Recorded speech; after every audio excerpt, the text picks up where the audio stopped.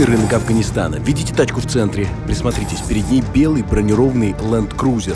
Дальше еще какие-то военные, еще целый кортеж. В какой-то момент чувак в балаклаве замечает, что его снимают, и поворачивается лицом в камеру. Второй поднимает руку и поворачивает башню с танкового пулемета. В соседней тачке вооружены не хуже. Смотрите, установили мягкое кресло в кузове, чтобы автомат держать с кайфом. В руках у соседа М16 с порядковым номером 37. У нас в школе такие цифры на чайниках в столовке писали. Молчат и пристально смотрят в камеру. В какой-то момент они просят нашу съемочную группу остановиться и выходят всем составом из машин. Целая делегация почтенных мужчин. Те, что поважнее, в тюрбанах, сопровождение в спецназовских касках и, заметьте, с креплениями для приборов ночного видения. Также с винтовками, со снайперскими прицелами. В центре явно какой-то босс. Под накидкой у него официальный костюм. Что происходит? Меня зовут Кари Билал, я из Амният Мили.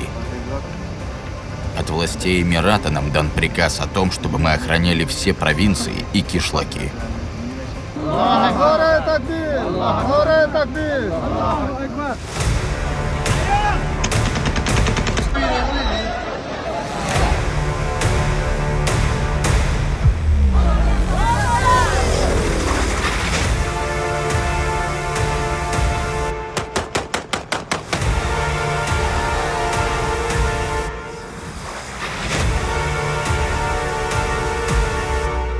Люди, в этом выпуске я покажу вам, как люди живут в том самом Афганистане, который полгода назад взял под контроль Талибан, организация, признанная террористической на территории России. Люди залезали под турбины самолета, цеплялись за шасси, только бы свалить из страны.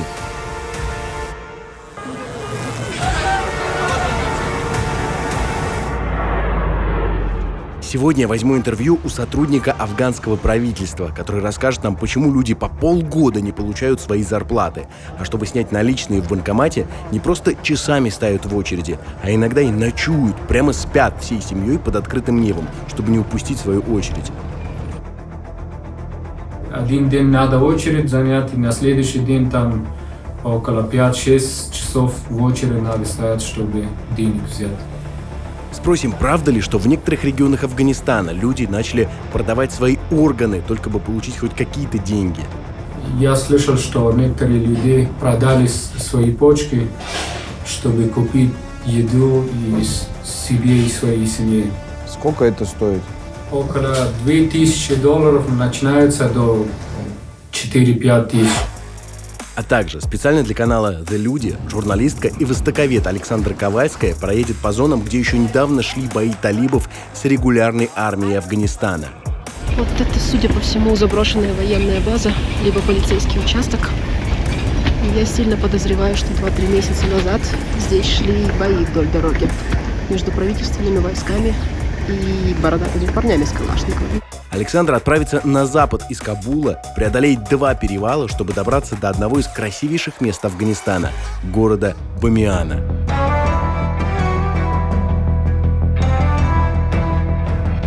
Я читала новости отсюда.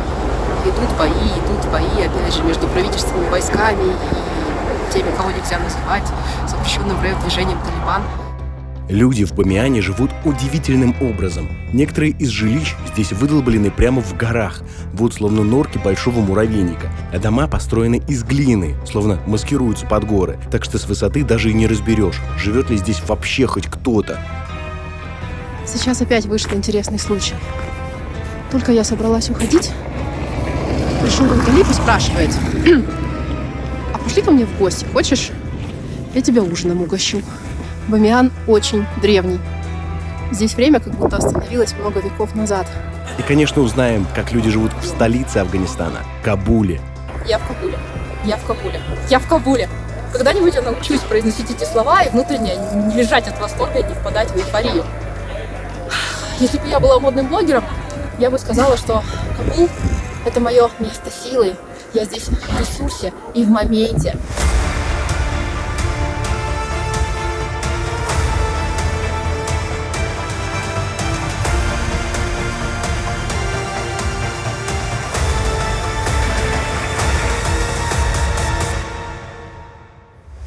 Это Лядов, Александра Ковальская и «Как люди живут из Афганистана».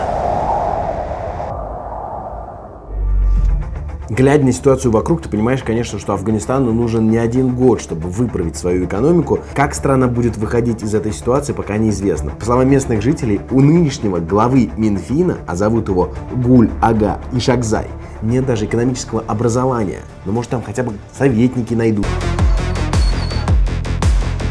Видели эти кадры? Вереницы военных броневиков с талибами на крыше въезжают в Кабул после того, как полностью берут контроль над Афганистаном. Один кадр. Они едут в полной разгрузке, с автоматами на натовских броневиках. Следующий. Те же талибы в тюрбанах толкаются друг с другом в разноцветных машинках на автодроме в парке. У одного, смотрите, звездочка на тачке, у другого мордаха лягушки зеленая. Вот талибы устроили парад, который транслировали по телевизору. Помимо привычных солдат с автоматами, здесь еще самодельные автомобильные бомбы и даже жилеты, начиненные взрывчаткой, которые еще называют поясами шахидов. Следующий кадр. Улыбчивые дядьки катаются на карусели с цепочкой. У меня в парке Гагарина в Самаре такая называлась «Ромашка». А после этого они, смотрите, отдыхают на зеленой лужайке, обнимаясь с автоматами с прицелами. С тех пор, как Талибан взял под контроль всю территорию Афганистана, ни одна страна мира не признала группу официальным правительством. Более того, Талибан по-прежнему остается в статусе террористической организации по версии как минимум 7 стран, среди которых Россия, Турция, Канада. Главная проблема всего этого — в Афганистане почти не осталось денег для простого населения. Версии две. Те, кто за талибов, винят мировое сообщество, которое заморозило миллиарды долларов Афганистана на своих счетах. Вторые считают, что талибы недостаточно грамотно управляют страной, что не позволяет зарабатывать хоть какие-то деньги своими силами. Так или иначе, но расплачиваются за это простые люди. Денег не хватает ни на еду, ни на вещи, ни даже на отопление. До такой степени, что его нет даже в отелях.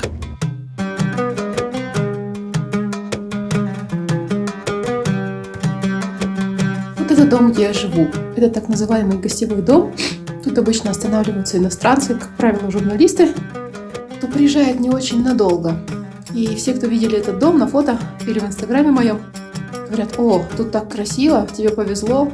Да, безусловно, тут красиво. Но фактически этот дом такой же холодный, как любой другой кабульский дом.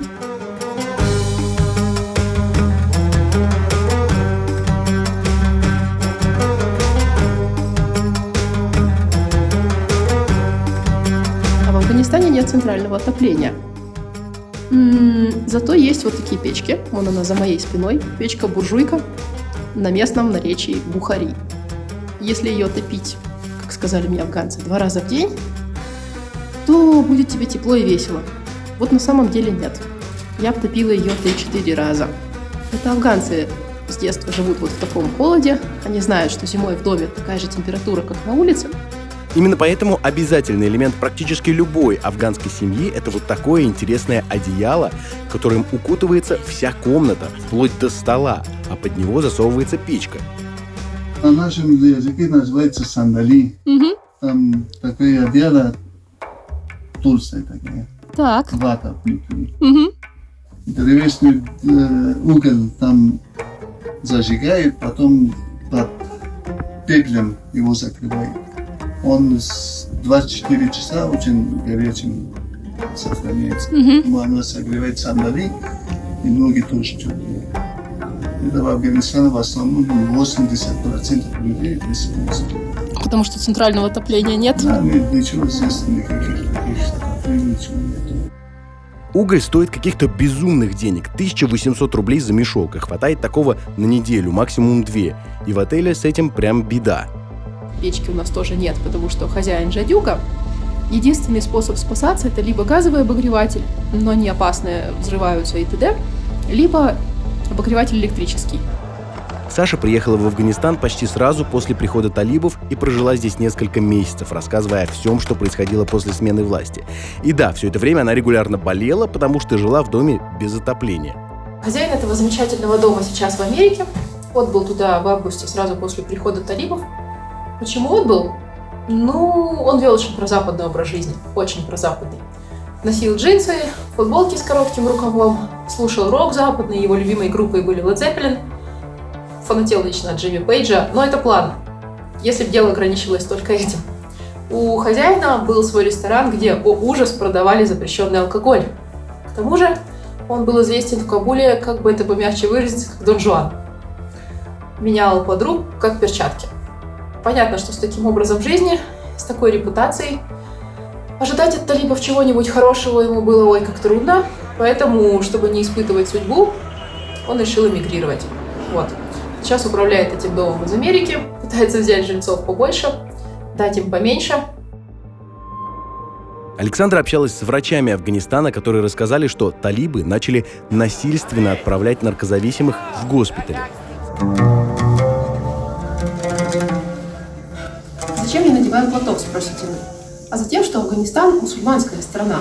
И неважно, была ли это республика, как до 15 августа, или Исламский Эмират, как сейчас, но женщина должна покрывать голову на публике. То есть как должна? В афганской конституции, в отличие от иранской, нет такого пункта, что если ты не надеваешь платок, ты будешь наказана. В Иране за это вполне можно попасть в полицейский участок, если не повезет. В Афганистане скорее не поймет консервативная общественность. За 4 месяца в Афганистане Саша успела выйти замуж. Да, представьте себе, так бывает. Приехала в затяжную командировку и вышла замуж за другого журналиста. Это, к слову, работе явно помогало, потому что отношение к женщинам в Афганистане, мягко скажем, необычное. Быть девочкой позорно фактически с детства. Еще позорнее – рожать девочку. Исследования ООН 2011 года выяснили, что ежедневно в Афганистане 50 девочек умирают при родах. Если девочка все-таки выживает и вырастает, самостоятельной девушка в Афганистане не может считаться в принципе, вплоть до того, что одной женщине даже на улицу выходить не особо разрешено. Порядочные женщины в одиночку не ходят. Вот тут то же самое. Как минимум, на вас будут смотреть так, будто у вас 2 головы. И держать при этом мысль в уму, что иностранки, они, в общем-то, такие развратницы. Мало ли куда ты идешь, мало ли зачем, в смысле, понятно, зачем приключений ищешь. И да, скрыться не получится даже под буркой. Афганцы какие-то нереально внимательные. Имейте в виду, афганцы всегда знают, всегда, что под буркой иностранка. Вообще по походке, по обуви, по жестикуляции, не знаю, по рукам, по всему даже, скажем, по запаху, можно понять, кто под буркой. Афганцы мне говорили, что могут понять, замужем женщина или нет, молодая или старая, какая у нее фигура. Все это видно, все видно. И уж то, вот под этим скрывается иностранка, тоже будет видно всем и каждому. Да, именно поэтому Саша решила не просто погулять по Кабулу, а поехать в другой город. Задача, напомню, доехать до города Бамиян. Главная проблема – блокпосты талибов. Их десятки и в столице, и на трассе.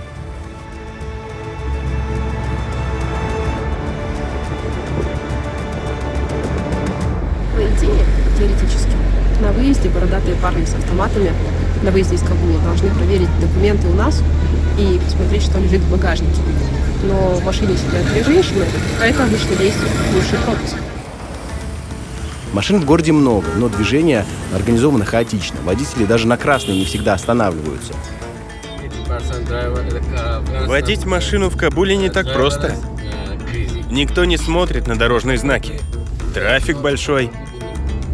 Сейчас-то нормально, но когда ехали депутаты и чиновники, дорогу перекрывали.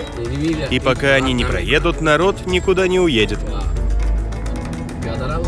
Даже обычные таксисты ездят по пешеходным дорожкам, не соображают. Они не обращают внимания на разрешенную скорость? Да, им даже на светофор плевать. Ездят как хотят и куда хотят. Какая машина самая популярная в Афганистане? Королла. Очень у многих эта машина.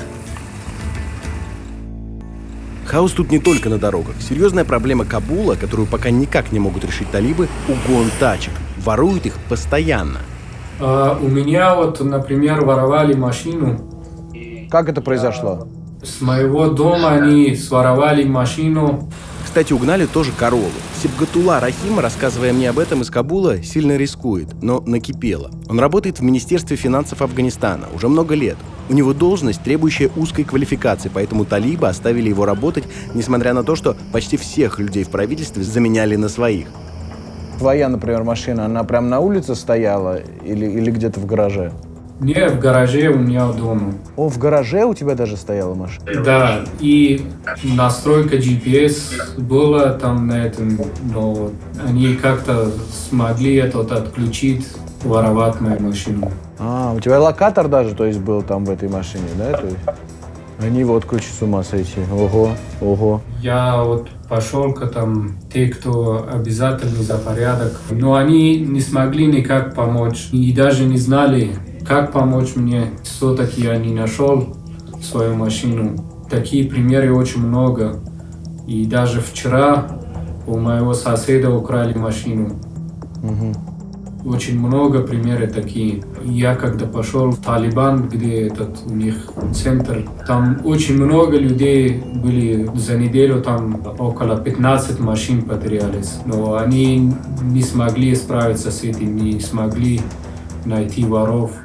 Не подумайте, пожалуйста, что я топлю за талибов, это вообще не мое дело, пусть там разбираются сами. Но мою первую машину, Мазду 3, которую у меня лично угнали 10 лет назад в Москве на улице Яблочкова, ищут до сих пор. Несмотря на всю эту разруху и отсутствие туризма, здесь, знаете, есть хорошие рестораны европейского уровня. И, как ни странно, бронировать их тоже нужно заранее. Если этого не сделать, персонал может тупо не прийти, так как работают они под конкретного клиента.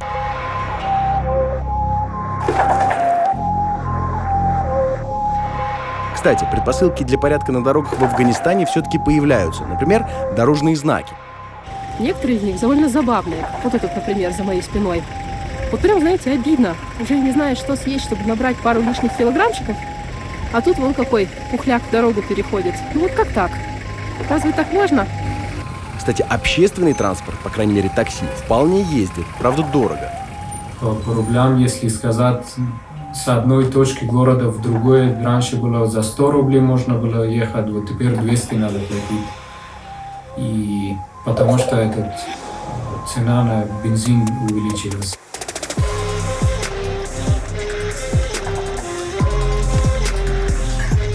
Кстати, о бензине. Перед большой дорогой первым делом, конечно, заправляемся.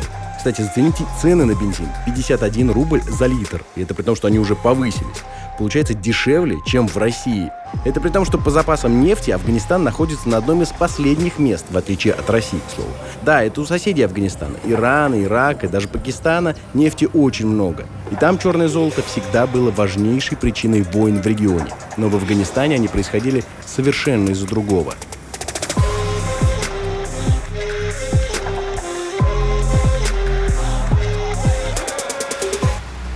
В двух словах, что это вообще за страна Афганистан? Здесь нет выхода к морю, здесь нет огромных мощностей, добывающих нефть.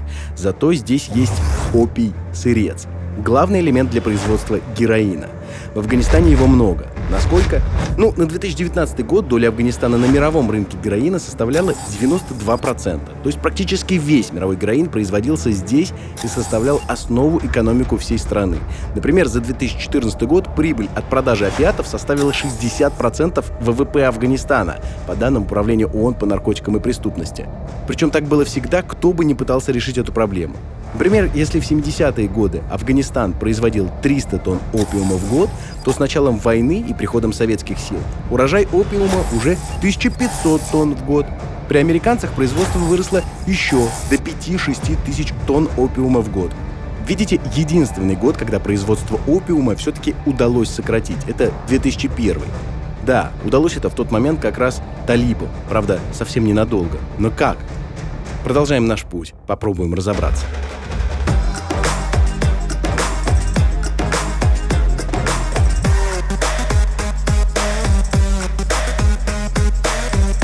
Отправляемся в провинцию Бамиан. От Кабула до Бамиана 180 километров.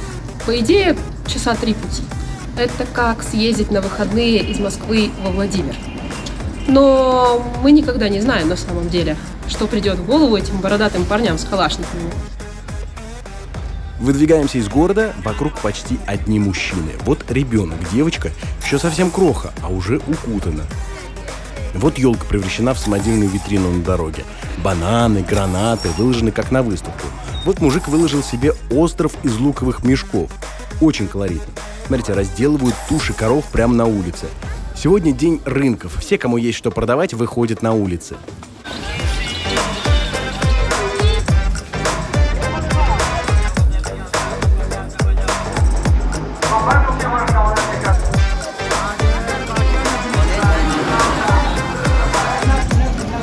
мне подсказывает, что эта овца не доживет до вечера и будет у нас скоро красоваться на витрине мясной лавки. Тут обычно так.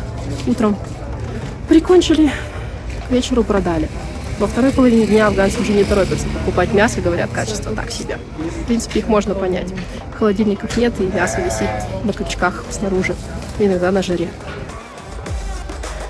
Колорит такой, что смотришь на этих почтенных мужчин в ковровом царстве и хочется развалиться прямо рядом с ними. Орехи, специи, дети как с картинки. Все настолько яркие, как будто в декорации фильма попадаешь. Вот, например, бахрома из мяса, как будто летучие мыши всей пещерой повесились. А продавец сел под ними укрыться в теньке. Но на самом деле так продают сушеного барана. Что вот это такое, никогда не догадаетесь. Присмотритесь. Выглядит, как будто целая деревня налепила пельменей на год вперед и привезла на рынок продавать. На самом деле, это сушеное молоко. Я серьезно, его тут продают такими шарами, которые кидают в воду и размачивают. А вот чайное. Смотрите, какая красота. Десятки и сотни красивых чайников, которые выкладывают на печку, очень похоже на нашу русскую печку деревенскую, выпаривают перед завариванием. Выглядит очень атмосферно. Вот так вот выглядит эта аутентичная афганская кухня. Когда я говорю аутентичная, мне становится немножко не по себе, потому что это место явно не для иностранцев и совершенно точно не для женщин. Те, кто здесь работает, немножко не понимают, зачем мы здесь, и не сказать, что супер дружелюбны. Как минимум стесняются. Заезжаем взять что-нибудь из напитков. Ну, кофе есть, понятно. Сухое молоко. Это водяная ложа. Кофе 3 в одном. Афганцы, наверное, любят. О, Господи. Здесь у нас энергетический напиток. Он в Афганистане чертовски популярен. И газированные напитки вообще. Если, скажем, заказываешь в ресторане кебаб, тебе почти наверняка принесут колу или спрайт. Считается, что есть кебаб с колой, это очень круто. В гостях, кстати, тоже в качестве угощения приносят баночку чего-нибудь такого шипучего, сладкого, вредного. О, пиво, естественно, безалкогольное. Афганистан – исламская страна, как ни крути. За употребление алкоголя можно попасть в тюрьму.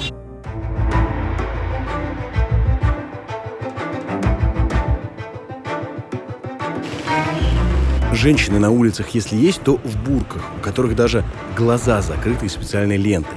Кстати, 2 слова от меня лично. Я, пока был в Ираке, понял, что лицо женщины – очень интимная часть. Сам факт того, что ты не можешь уловить взгляда любой проходящей на улице девушки, знаете, как будто бы повышает для тебя ценность ее взгляда, глаз в целом ее. В том, чтобы показать свое лицо только близким людям, явно что-то есть. Но тут в Афганистане с этим явно перебор. Лично мое мнение. То есть лицо женщины тут нельзя увидеть почти нигде. Вот, например, как выглядят сейчас рекламные плакаты с женским изображением. С приходом талибов, вот посмотрите, как закрасили женские лица на плакатах. Вроде как, по слухам, талибы пока ничего плохого не делают, но все-таки никто этим бородатым сакробатам особо не доверяет. На всякий случай от греха подальше закрашивают портреты.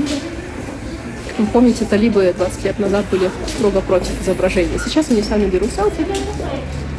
Талибан 2.0 это вроде как усовершенствованная версия, но тем не менее, салоны красоты закрашивают женские лица на плакатах. Ну, что я могу сказать, здесь действительно очень пусто. Многие магазины стоят закрытые на замок.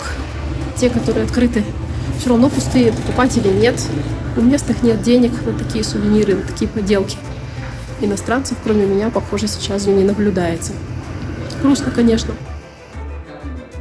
Специально для женщин талибы подготовили целый свод правил. Если вы девушка, вам теперь даже перемещаться на дальние расстояния одной нельзя. Я сейчас не шучу, реально. Так и написали в документе, что женщина без сопровождения родственника мужчины не может ехать на расстояние больше 72 километров. Как они так отмерили? А если, упаси Господь, женщина без хиджаба, то таксист вообще не имеет права ввести ее никуда.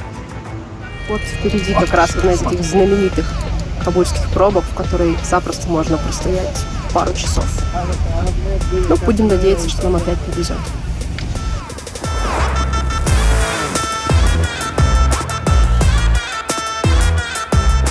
Сейчас мы проезжаем талибский КПП, где, возможно, бородатые парни захотят посмотреть машину и проверить документы.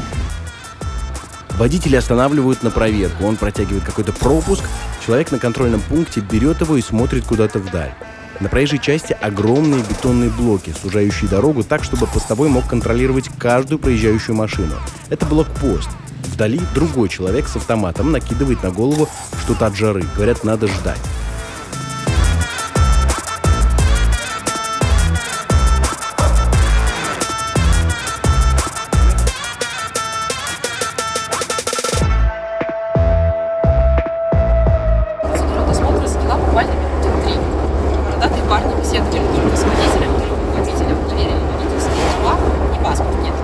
Спросили, кто вы, откуда вы, куда мы едем и зачем.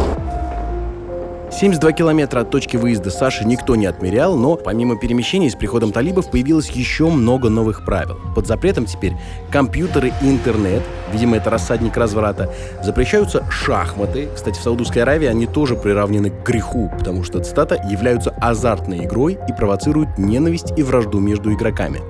Запрещается белая обувь, потому что флаг Талибана белый и негоже носить важный цвет на ногах.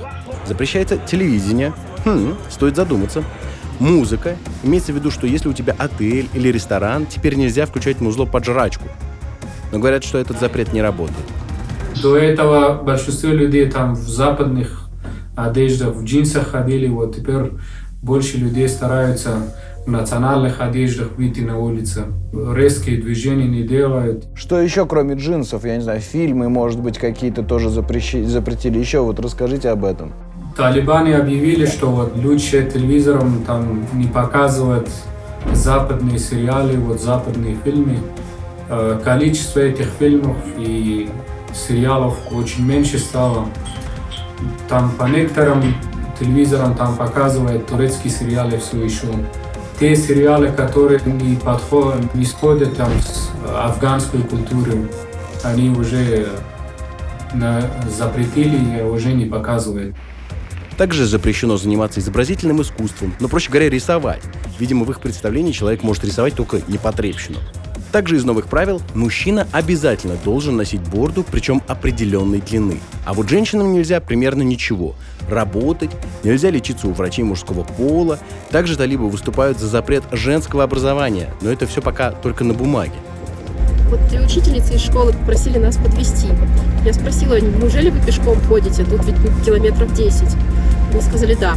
Теперь, к сожалению, уходим. Раньше брали такси, но сейчас времена так себе. Зарплаты нет, поэтому что делать? Приходится ходить пешком. Вот до такой степени люди любят свою работу. Вы поняли? То есть есть учителя, которые, чтобы дойти до своего рабочего места, школы, должны протопать ногами утром 10 километров туда и еще 10 километров обратно. Прикиньте? Учитывая, что женщины-учителя не олимпийские спортсмены, это примерно 3 часа пешим ходом в одну сторону и столько же обратно. То есть фактически еще один рабочий день ты тратишь тупо на ходьбу. Приехали мы сегодня в лицей для девочек. Лицей – это высшая школа, 6 класса по 12. Обычно в Афганистане до 6 класса мальчики и девочки учатся вместе. Во времена коммунистов так было до 8 класса. А после 6, или как раньше, после 8, мальчики и девочки учатся уже отдельно. Кстати, сейчас в Афганистане талибы запретили девочкам старше 6 класса, то есть старше 12-13 лет, ходить в школу. Но в Бамиане и в 2-3 других провинциях высшие школы для девочек, старшей школы, по-прежнему работают. Сейчас посмотрим, как там у них обстоят дела. Прямо над входом пучок колючей проволоки. Девочки не просто ходят в школу, их целый класс набился. Некоторые в пуховиках, потому что отопление в Афганистане, как вы помните, для слабаков. Я директор женской школы. Но вы знаете, после прихода к власти талибов в школу не приходят ученики. У нас только 1 класс. Почти 2 месяца школы не работали. Вы видели, что у нас у всех экономическое состояние очень плохое. Ситуация нехорошая. Преподаватели уже 3 месяца не получали заработную плату. Учебных книг на всех не хватает, да они, похоже, и не всем нужны. Вот, например, девочка сидит и явно глядит мимо книги. И таких же еще примерно полкласса. Учительница, которая согласилась с нами поговорить, имени своего называть не стала. У нас тут очень много проблем, и мы боимся. Девушек не пускают в школу. Даже нас, преподавателей женщин, не всегда пускают. Международное сообщество не должно принять талибское государство, потому что они совсем женщин не принимают за людей. Говорят, что они должны сидеть дома и не выходить, не должны учиться. После 4-5 вечера девушки не могут выходить из дома. Они все время дома, взаперти. Приходом талибов женщинам теперь запрещено даже заниматься спортом. Объясняется это тем, что при активных занятиях лица и тела откроются для наблюдателей. Но талибы говорят, что они не такие уж и звери. Добавили, что женщины вправе совершать прогулки, цитата, «по мере необходимости». Вот у нашего соседа дочь молодая. За ней приходили свататься и хотели насильно ее взять.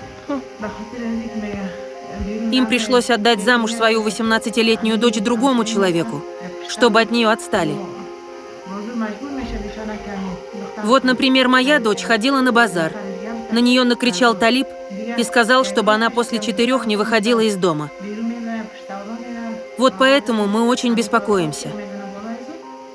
Пока талибы не примут права женщин и не разрешат им работать как прежде, международное сообщество не должно принять их власть над Афганистаном. Многие учителя боятся приходить. Все думают о том, как получить заработную плату и обеспечить семью. Они между собой не ладят. Как они могут с другими ладить? Талибы изменились за эти годы? Нет, не изменилось. Они были такими дикими и остались. Я была в Кабуле.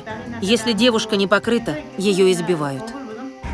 Формально талибы запретили женщинам даже в принципе работать. Исключение сделали для уборщиц общественных туалетов. Такие новости обычно разлетаются по информационным каналам, но в реальности все далеко не так. Вот вам обычный рыночек. Продавщица как работала, так и работает. Сколько лет, как вы здесь работаете? 10 лет. Талибы вам не мешают? Ну, они ничего не говорят, но сейчас нет бизнеса. Никто не покупает. Мы арендуем это место. Раньше приезжали туристы и из Афганистана, и иностранцы. Со времени правления талибов вот я впервые вижу иностранца. Это вы. Вы любите свою работу? Любить-то любим, но главное, чтобы работа была. Была бы продажа. Вот сейчас я должна сдавать за аренду. В месяц за дорогу оплачиваю 1500 афгани. К сожалению, сейчас я столько не зарабатываю. Все оплачиваем за свой счет. Сидим здесь, работы нет, холодно тут. Говорят, что талибы не разрешают приезжать сюда и работать. Они пока говорят, что можете приезжать на работу, но должны быть в хиджабе. И у вас в магазине не должно присутствовать много мужчин. Если приходят делать покупки женщины, то проблем нету. Ну и чего мне, запретить мужчинам заходить? Хотя, если честно, мужчины сами боятся и не заходят просто так.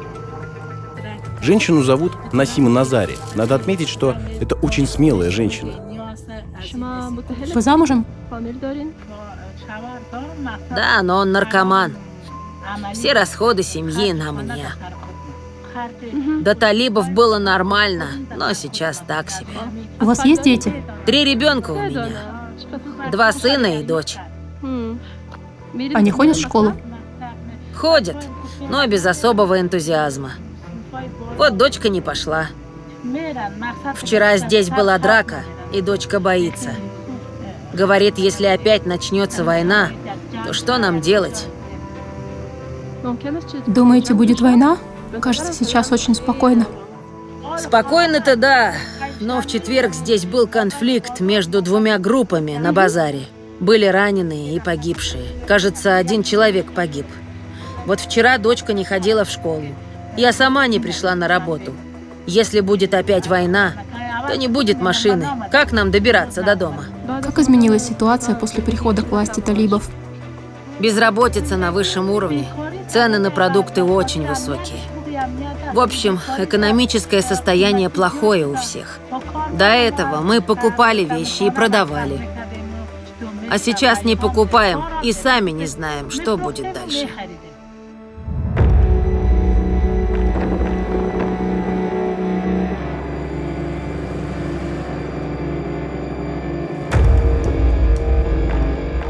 Едем дальше, а по пути на трассе много новых кладбищ. Провинция Майдан-Вардак, кладбище у дороги. Да, такие флаги действительно ставят на могилах. Выглядит очень необычно. По-видимому, здесь похоронен некий религиозный человек, который погиб в ходе боевых действий не так давно.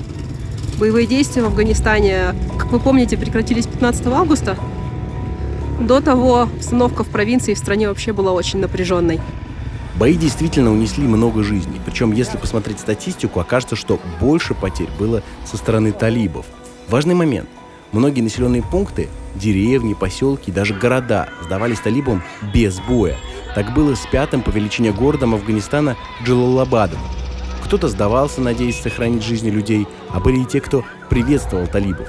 И здесь самое время узнать, за что вообще в Афганистане начали уважать группировку «Талибан», признанную террористической на территории РФ. 1979 год. Советский Союз вводит войска в Афганистан. Здесь только что случилась коммунистическая революция. При поддержке Москвы новая власть планирует установить в стране социализм, но встречает сильное сопротивление.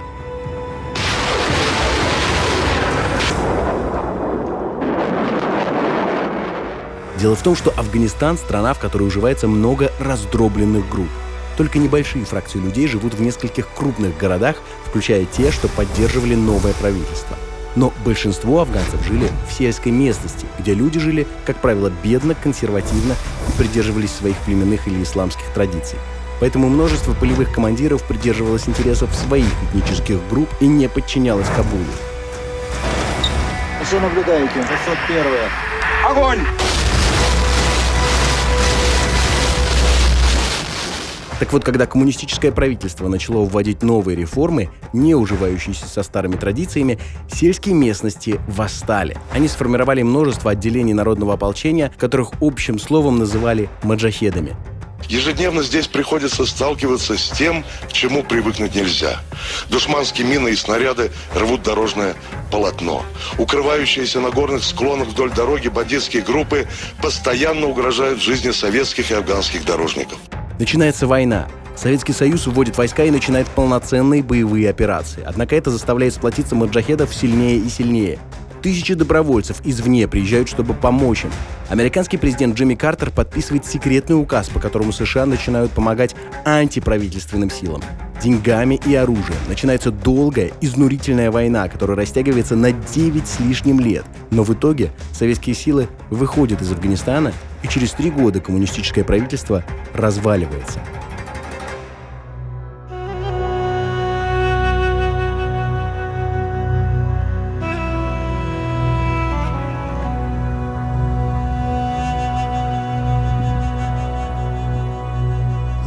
В катамаране в форме белого лебедя, жаль, вам его не видно. И ем яблочко, которым меня, вы удивитесь, угостили бородатые парни с автоматами. Хорошо все-таки знать местные языки. Всем ты нравишься. Картинка удивительная. Синяя, как небо, вода, красивейшие горы и талибы в разноцветных лодках-лебедях. Действительно, многие из тех, кто пришел к власти, долгие годы жили в деревнях. Возможность бесплатно покататься на катамаранах для них вполне приятный бонус. Люди Афганистана, которые искренне приветствовали их, когда запрещенная в России группировка «Талибан» взяла Кабул, верили им в первую очередь за то, что они из народа. Помните, я рассказывал, что после 9-летней войны Советский Союз ушел из Афганистана? Так вот, кровь внутри страны продолжала проливаться. Шла гражданская война. Одни из самых жестоких боев шли в районе Кандагара. Маджахеды и криминальные группы терроризировали население. Весной 94-го группа местных решила, что с этим нужно бороться. Так вот, они привлекли вот этого человека, Мохаммеда Омара, который воевал с советами, прежде чем стать имамом. Они собрали студентов, взяли под контроль свой район, потом весь Кандагар. И эта группа стала известна как «Талибан». Слово «талиб» переводится с арабского языка как «учащийся». В качестве единой силы они принесли мир в Кандагар впервые за долгие годы.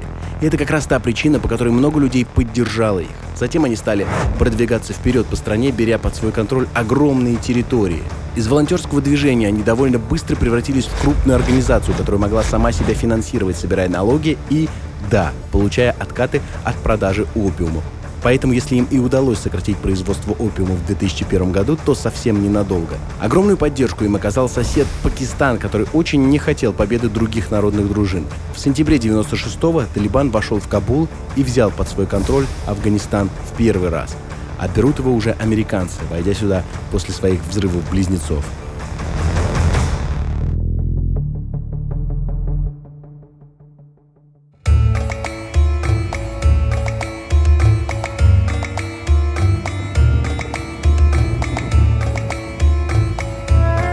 Тут продаются всякие туристические штуки, вроде ковбойских шляп, солнечных очков, но непонятно, куда делись продавцы. Видимо, все-таки в ноябре редко кому нужны ковбойские шляпы. Вот колоритный талиб пытается торговать всем, от воды до дамских шляп и очков. Самая распространенная услуга в местах, где можно встретить иностранцев – испанди. Скажи, для чего испант? Для чего вы им пользуетесь? Испант – это от микробов. Сколько лет ты работаешь? Наверное, года 3. По эффекту примерно как оберег от коронавируса. Это такая якобы волшебная трава, что называется рута полевая. А научное название я не помню. Так вот, этот испант якобы защищает с глаза от злых духов и всего такого. И обычно торгуют этим дымом дети 20 лет. Редко-редко старше.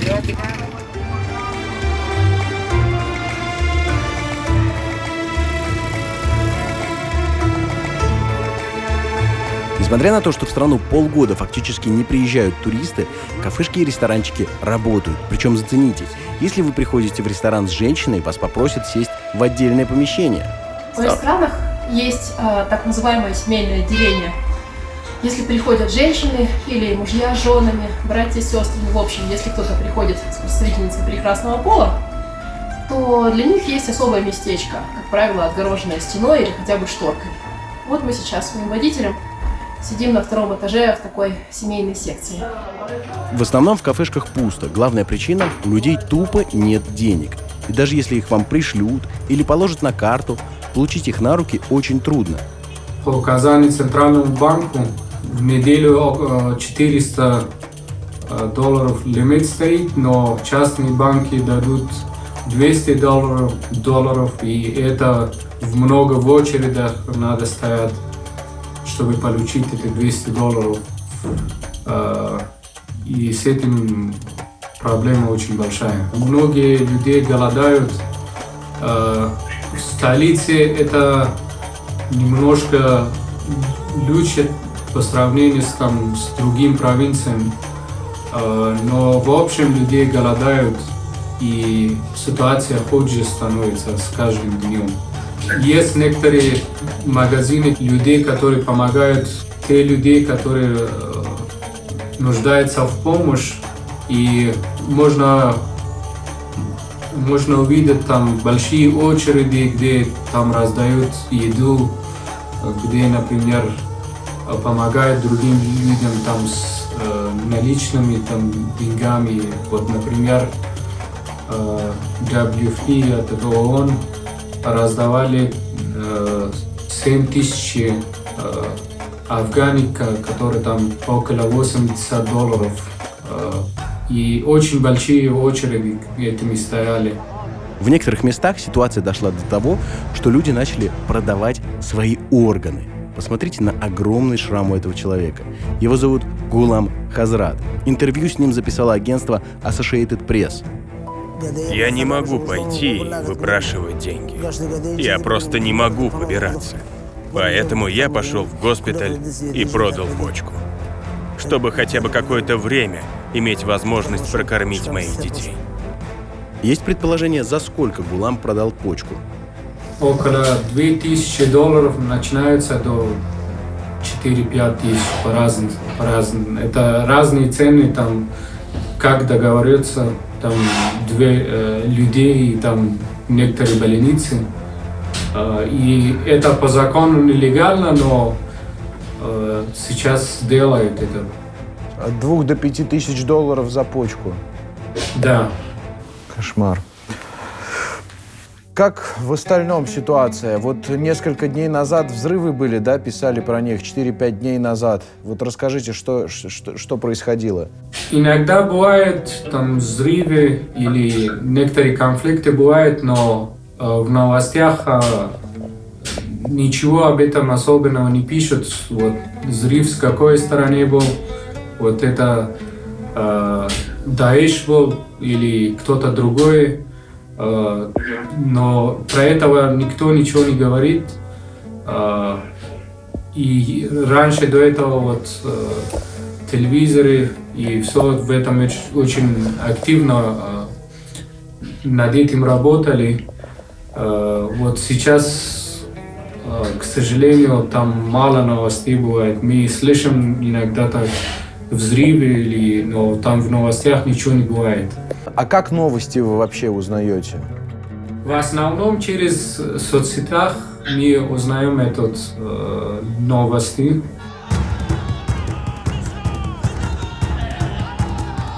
Сибгатулла Рахим уверен, что его в какой-то момент все-таки уволят, потому что талибы захотят поставить своего человека на его место. Но когда это произойдет? Через месяц, через год или 3 года? Непонятно.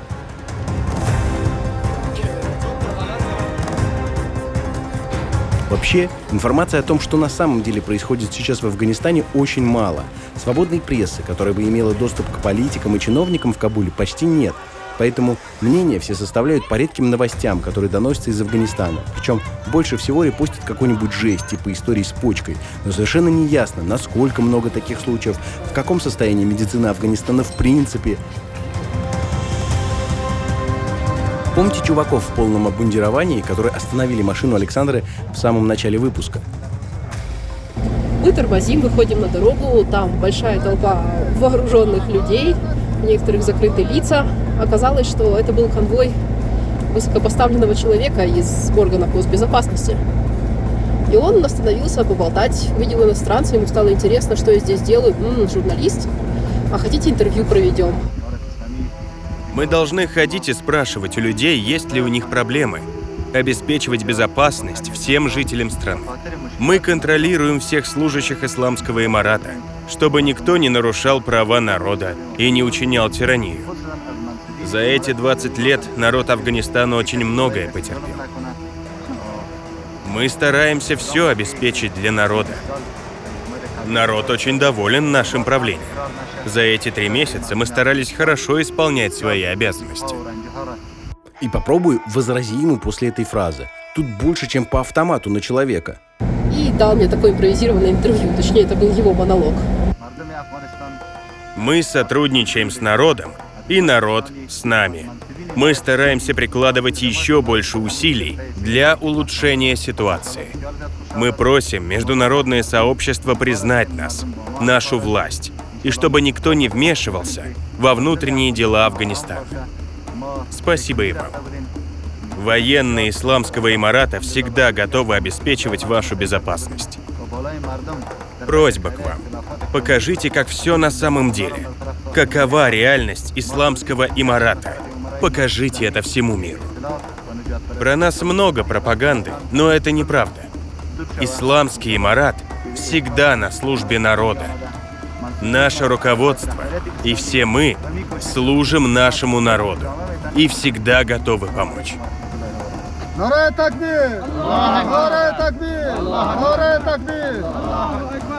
И что с ним? Стоять теперь дискутировать? Как тут показать, как все есть на самом деле, если нет возможности поговорить о проблемах, нехватке денег, отоплении, электричества?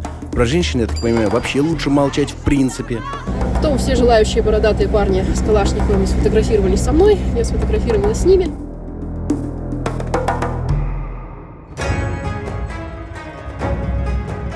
Благо, к тому самому Бамияну, к которому мы отправляли ребят в начале выпуска, они, наконец, добрались.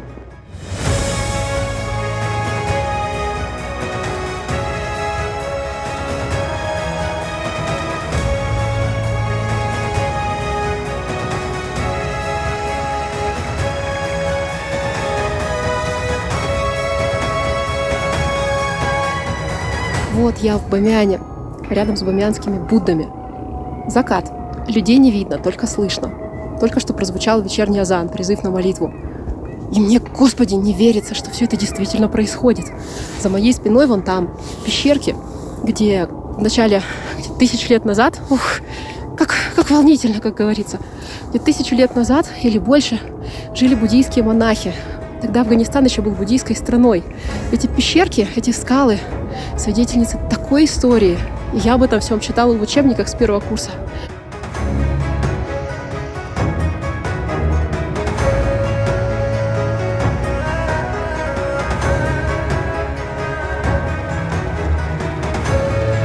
Смотрите, какие люди красивые. Носят все на головах, прям как в Африке. Но, кстати, от Африки все сильно отличается. Здесь прям чувствуется какое-то величие.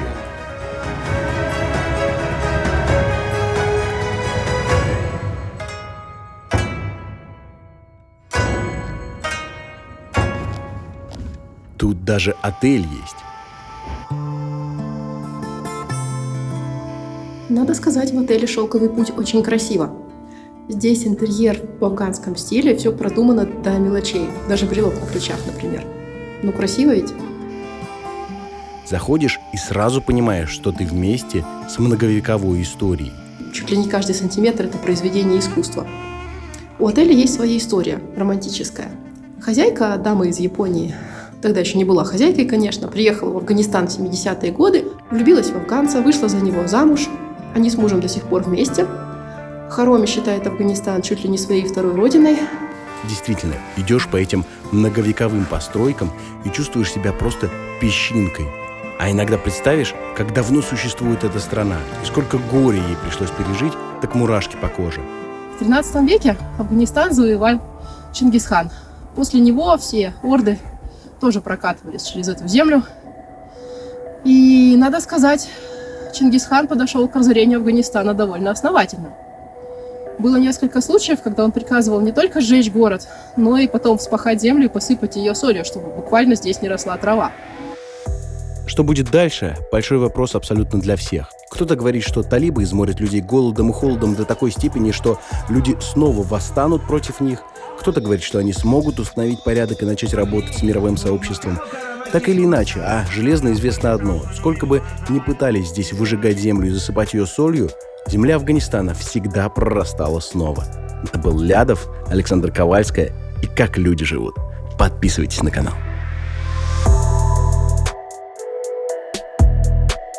Люди мои хорошие, вы досмотрели до сюда. Спасибо вам огромное. Я абсолютно серьезно благодарю вас, потому что именно благодаря вам мы можем делать не только тревел-выпуски о путешествиях и так далее, но и социальные репортажи, журналистские эксперименты, расследования. Прямо сейчас хочу рассказать вам о новом репортаже, в котором мы решились на очень необычный эксперимент. Это город Киселевск. И с точки зрения экологии здесь происходит настоящая катастрофа, потому что ты открываешь окно, а к тебе внутрь залетает какое-то угольное облако, и все становится черным мгновенно. Просыпаешься утром, а за окном какой-то взрыв, потому что там разрабатывается очередной угольный разрез. А еще здесь есть фенольное озеро. Там фенол, мазут, машинное масло. И такой водоем, он отравляет абсолютно все вокруг себя. Андрей Ященко полетел в Киселевск для того, чтобы узнать, как в таких условиях живут люди. Одно из предположений, в чем причина, как минимум одна из причин этой экологической катастрофы, это то, что где-то под землей горит пожар, который, в свою очередь, поджигает грунт, который отравляет все вокруг. Репортаж из города на угольных разрезах мы размещаем на нашем новом канале The Люди Спецреп. Напомню, что на нем будут теперь выходить все наши репортажи, а на канале The Люди будут и дальше выходить travel-выпуски из путешествий. Так что переходите на новый канал, смотрите этот ролик и подписывайтесь на новый канал. Нам очень нужна ваша поддержка.